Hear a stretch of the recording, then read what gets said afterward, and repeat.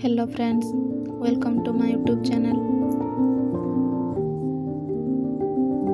आपण को नड़ियार विभिन्न आइटम खाई बोरिंग लगिलानी कि जदि हाँ तेबे चलतु बनेबा नड़ियार एक नुआ रेसिपी कोकोनट पुडिंग, जहाँ हाथ को बहुत सॉफ्ट, पाटी को बहुत स्वादिया रहिबो। एहाकु पिला ठारू बड़ समस्ते खाइबा को पसंद करिवे। एहाकु बनेबा बहुत सहज। कोकोनट पुडिंग बनेबा पई प्रथमे किछि नड़िया नेबा। नड़िया को एभली छोट छोट पीस करी काटी नेबा। ताकु ग्राइंडिंग जार रे दे देबा।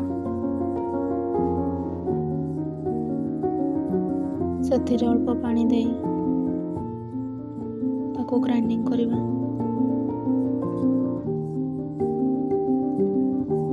ତାପରେ ଏକ କଟନ କପଡ଼ା ନେବା। ସେଥିରେ ବାଟିକି ରଖିଥିବା ନଡ଼ିଆକୁ ଦେଇଦେବା।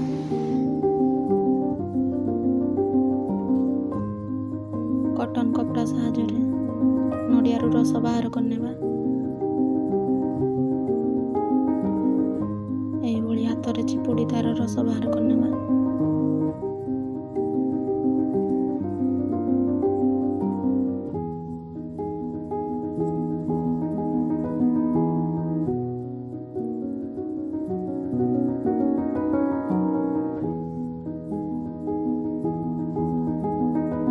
ଏବେ ଆମର ନଡ଼ିଆରୁ ରସ ବାହାରି ଯାଇଛି।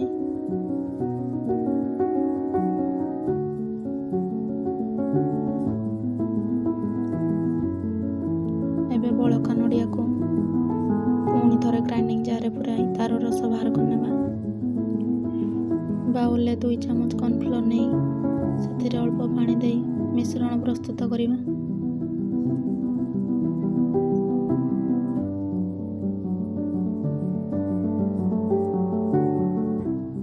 ତାକୁ ଚାମଚ ସାହାଯ୍ୟରେ ଭଲ ଭାବରେ ଗୋଳେଇ ନେବା।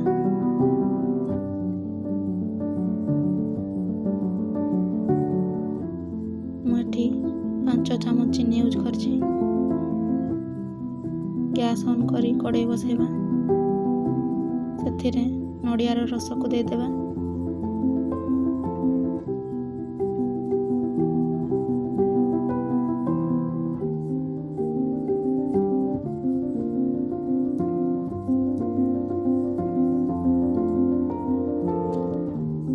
ସେଥିରେ ଚିନି ଆଡ୍ କରିବା।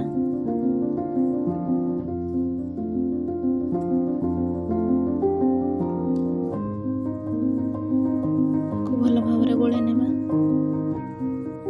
ଏବେ ଚିନି ମେଲ୍ଟ ହୋଇଗଲାଣି। ଏବେ ନଡ଼ିଆର ରସ ଆମର ଫୁଟିବାକୁ ଲାଗିଲାଣି।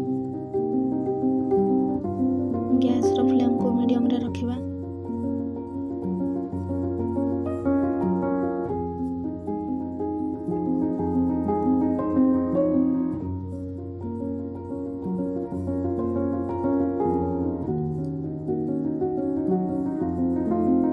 ତାପରେ ସେଥିରେ କର୍ଣ୍ଣଫ୍ଲୋର ପାଣିକୁ ଦେଇଦେବା।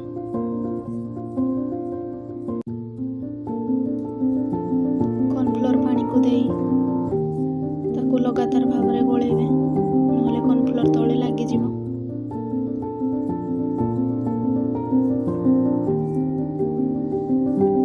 ଗ୍ୟାସର ଫ୍ଲେମ୍କୁ ଲୋ ମିଡ଼ିୟମରେ ରଖି କୁକ୍ କରିବେ।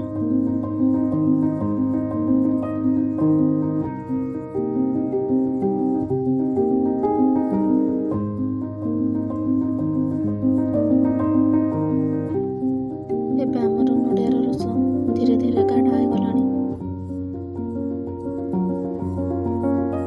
ତାକୁ ଏଭଳି ଲଗାତାର ଭାବରେ ଗୋଳାଉଥିବେ ଯେମିତିକି ବିଣ୍ଡା ନ ରହେ।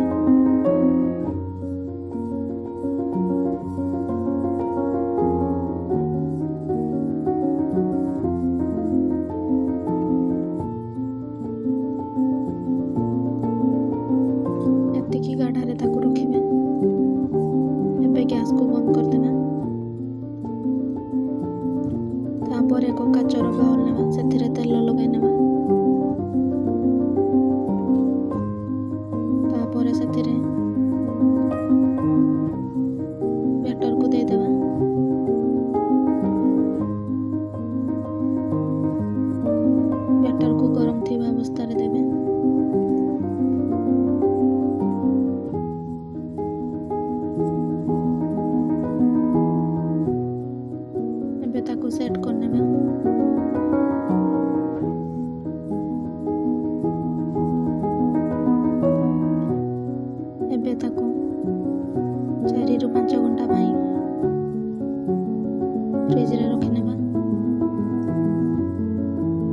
4ରୁ 5 ଘଣ୍ଟା ପରେ ଫ୍ରିଜରୁ ବାହାର କରିନେବା। ଏବେ ଆମର ପାଟିରେ ମିଳେଇ ଯାଉଥିବା ଭଳି କୋକୋନଟ୍ ପୁଡ଼ିଂ ପ୍ରସ୍ତୁତ ହୋଇଗଲା। ଏବେ ଦେଖନ୍ତୁ ମୁଁ ତାକୁ କାଟିକି ଦେଖାଉଛି। ଆଶା କରୁଛି ଭିଡ଼ିଓଟି ଆପଣଙ୍କୁ ଭଲ ଲାଗିଥିବ। ଭିଡ଼ିଓ ଭଲ ଲାଗିଥିଲେ ଲାଇକ୍ କରିବେ, ଫ୍ରେଣ୍ଡସ୍ କିମ୍ବା ରିଲେଟିଭ୍ସଙ୍କ ସହିତ ସେୟାର କରିବେ, ସବସ୍କ୍ରାଇବ୍ କରିବାକୁ ଭୁଲିବେନି।